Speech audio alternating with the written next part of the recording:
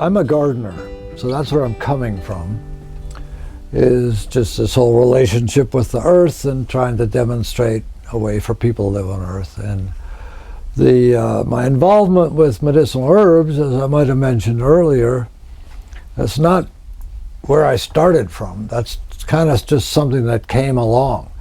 There was a need that I observed that needed to be filled and nobody was filling it. So I'm like, okay, I'll start doing that. So what I'm mainly trying to do is cultivate these medicinal herbs and learn about that and be able to teach about that.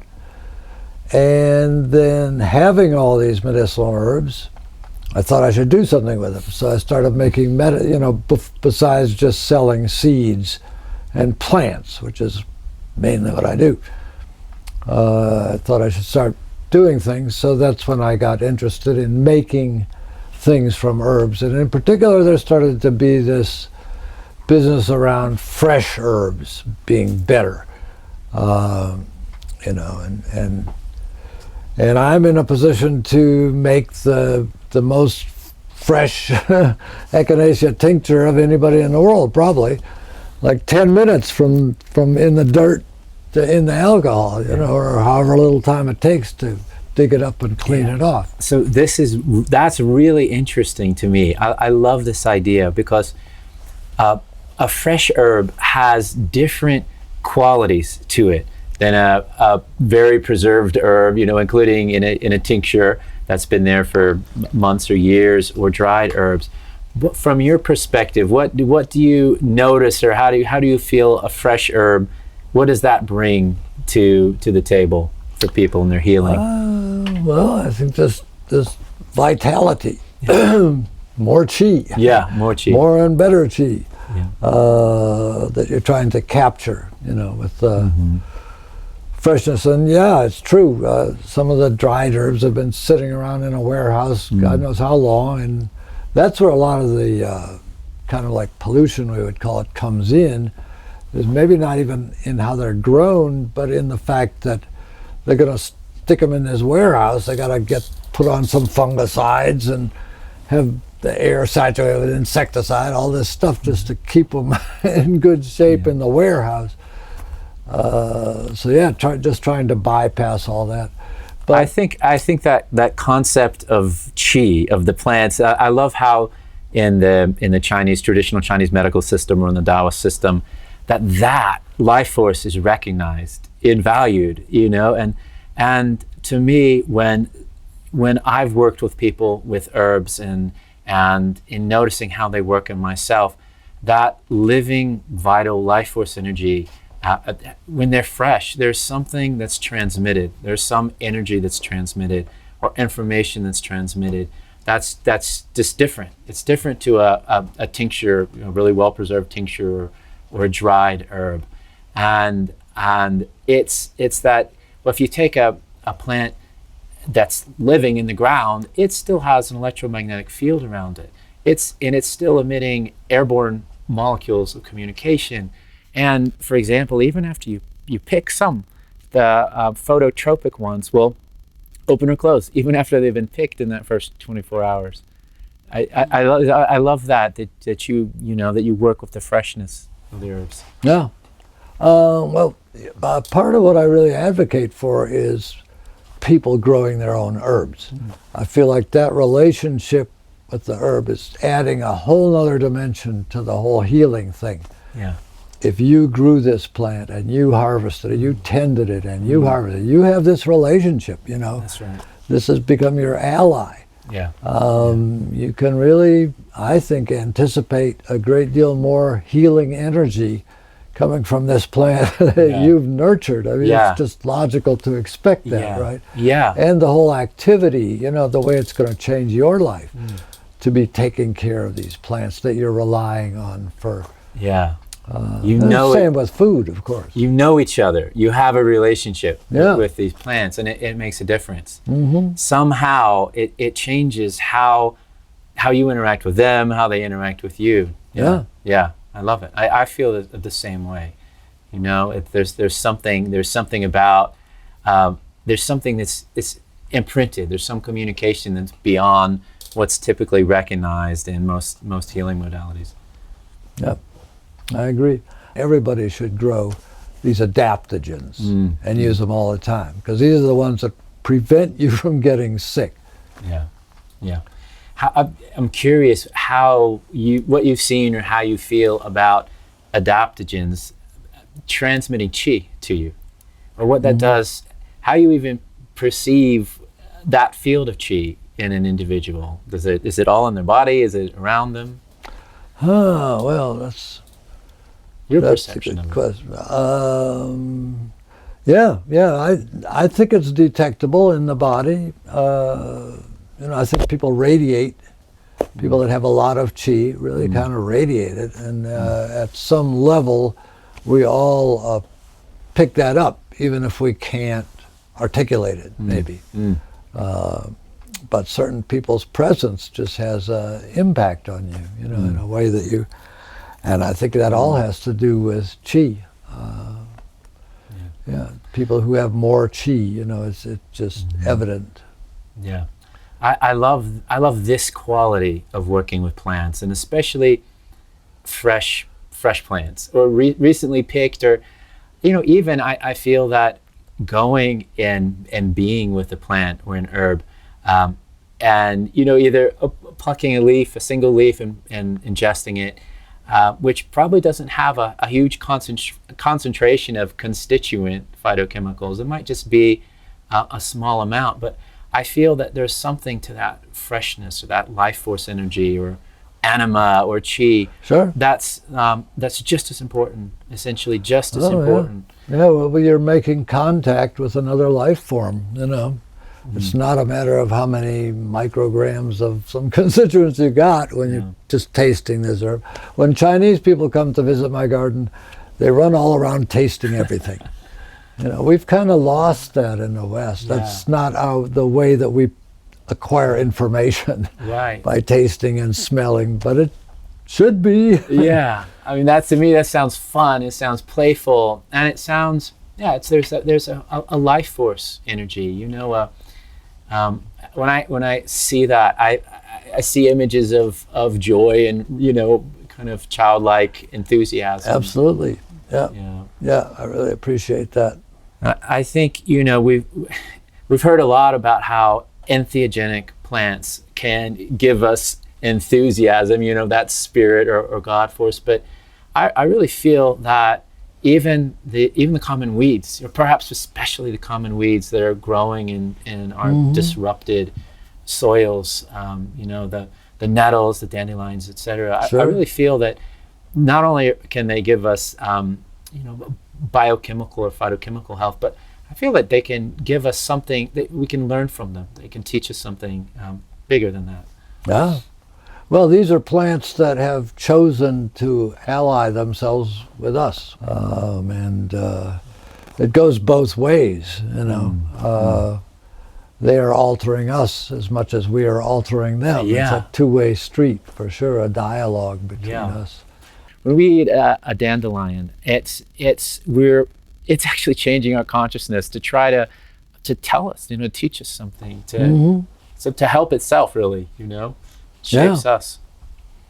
No, yes, I think that the plants really want to help us to recover our niche. They want to help us get back to living on Earth and appreciating everything, in a way that most people are largely oblivious to anymore. Living in the city, and driving around, whatever. The contact with nature is less and less and less. Nature really trying to reach out to us for its sake and for ours, which is, you can't even separate. Yeah, I love that.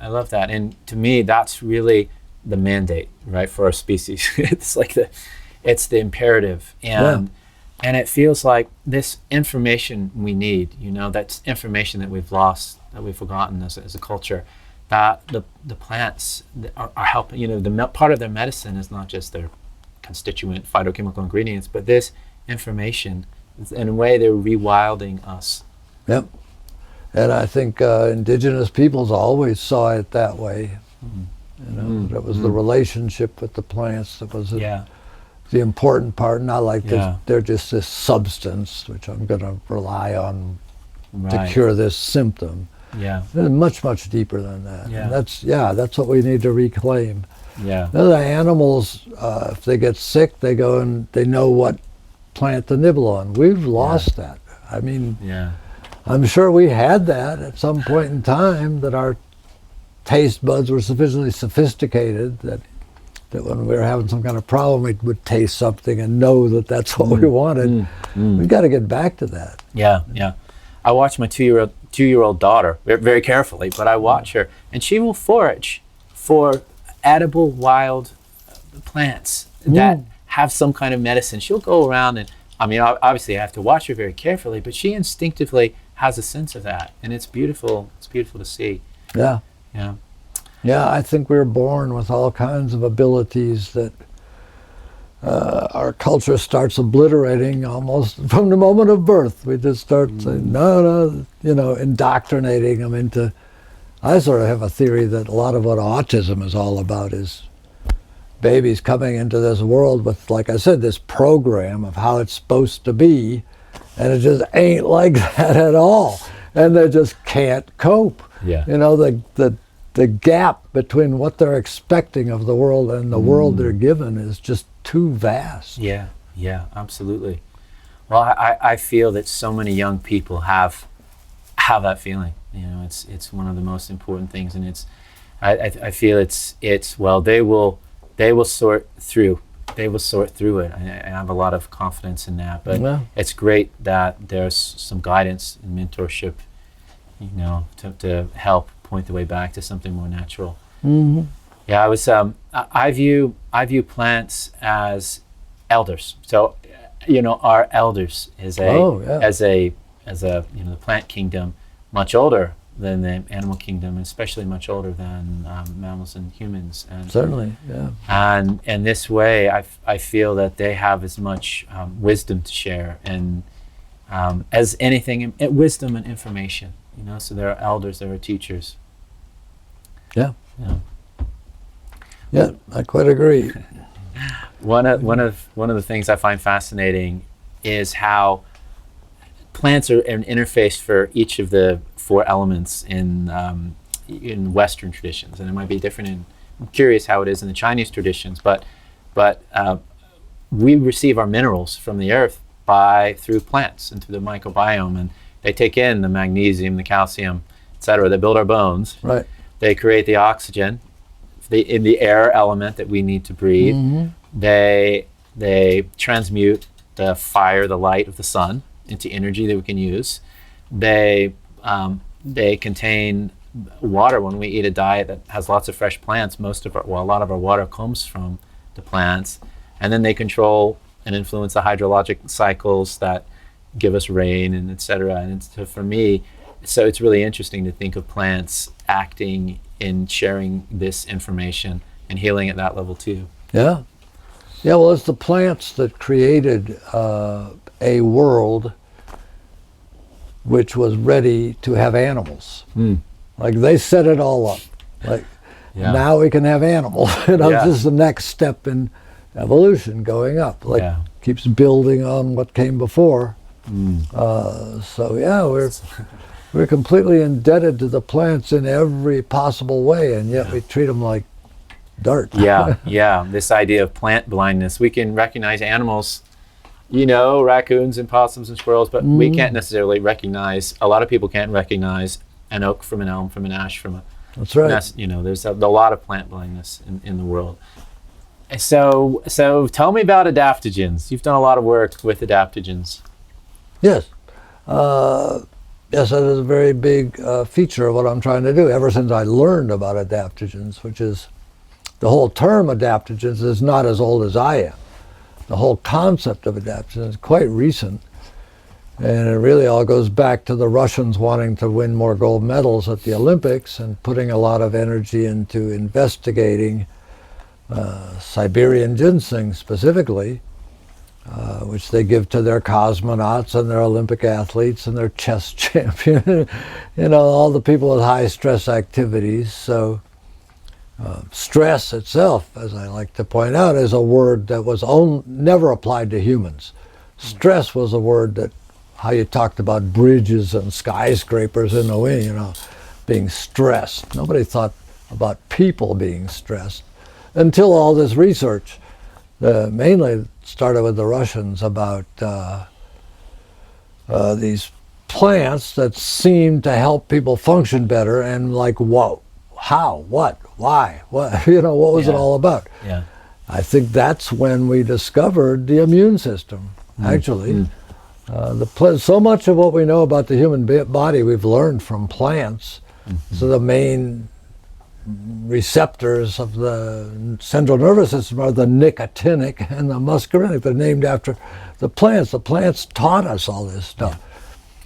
So the adaptogens, which is a category that never existed in Western herbalism, it did in China, they call them tonics. It did in India, they call them rasayanas, usually translated as rejuvenative. So these are all about longevity, these plants, which is just another side of health promotion. And can I bring you back to something that I find really, really interesting? So we have the science or the research how adaptogens help people. So there's science on the immune system, there's science on, many aspects of how they, and so, but to me, they're this great mystery, you know? How do the adaptogens help humans? You know, how do they do their magic? This is just, like, aside from the immune system function, is there some greater piece? Do you have any insight into that? I'm just curious. Well, it comes back to qi again. You know, I think these are powerhouses of qi. I think a lot of these adaptogens they're used as healing herbs, but really they're more like superfoods. Yeah.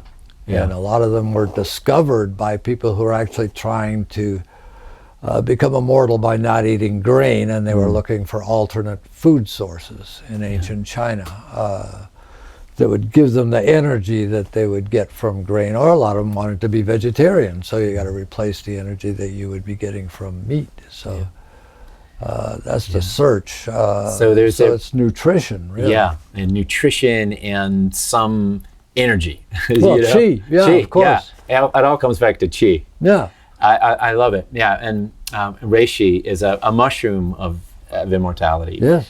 Yeah, and this is something that, to me, the adaptogens. There's a lot of research on the immune system, on blood pressure function, cardiovascular function, etc. It's all brilliant science and interesting. And then there is something beyond that. You know, this certainly in Chinese medicine and Taoism, it's qi, and I'll call it life force energy or anima, in the Western tradition. But it's really true that adaptogens give that. It's a gift. It's a gift to us, and how beautiful and valuable. Yeah, these are plants of power, as I say. Plants of power. Powerful plants, and always known to have magical properties. This thing about how you would search for ginseng in the woods at night because it had a glow that if you were sufficiently sensitive, you could pick it up, and then you would shoot an arrow at it. And then the next day you'd come back to find the plant. All these stories about the magical powers of some of these, particularly these adaptogens, are like, they're kind of the top of the line. Like I was talking about humans as a keystone species. Well, so these plants are keystone species too. They're the plants with the most qi, the most power, the most energy. And really, that magic is real.